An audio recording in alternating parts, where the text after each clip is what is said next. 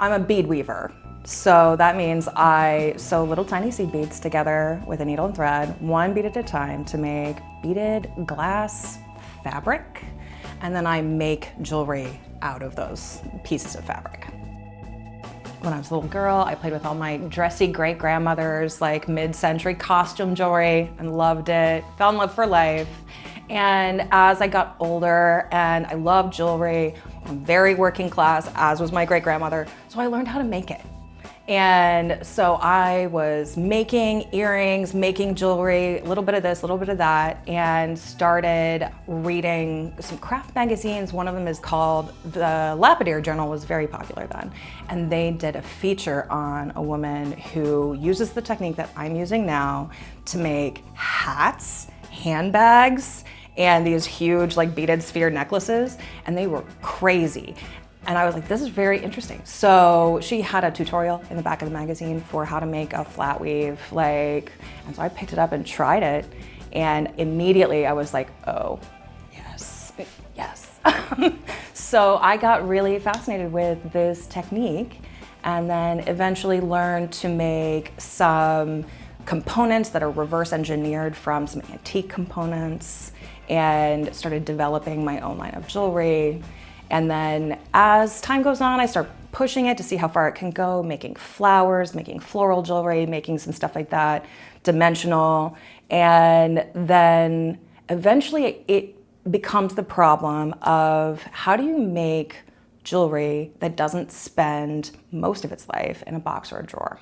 And that means that it would have to be a successful object as well as a successful piece of jewelry. And how do you harmonize those things? There's a component of meaning to it that's necessary. There's a narrative and a story that's important. And so I started considering, I'm a native Ohio girl, I wanted to do something that was about my home. And so I started looking at the native moths and butterflies in Ohio and how I could depict them in their habitat and make these very cool, wearable, life-size, giant silk moths and stuff.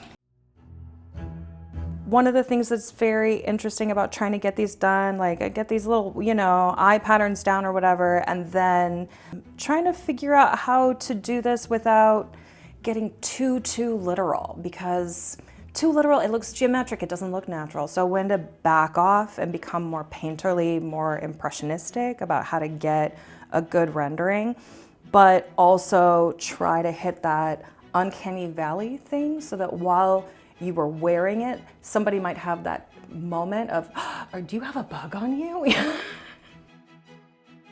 What I'm usually doing is reference photographs of like these moths and butterflies, and I will usually choose one particularly for the specific markings, because there are wide variations in markings in nature, and I'm like, oh, I'm going to do this one's markings. And then another one, it's usually for the position.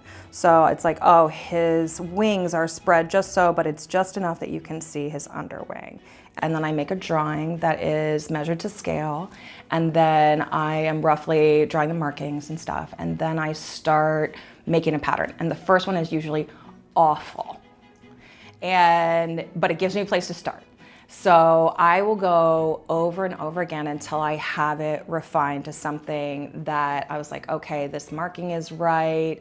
This, the ones that have protective eye marking shapes or whatever, they have to kind of look like they're looking at you.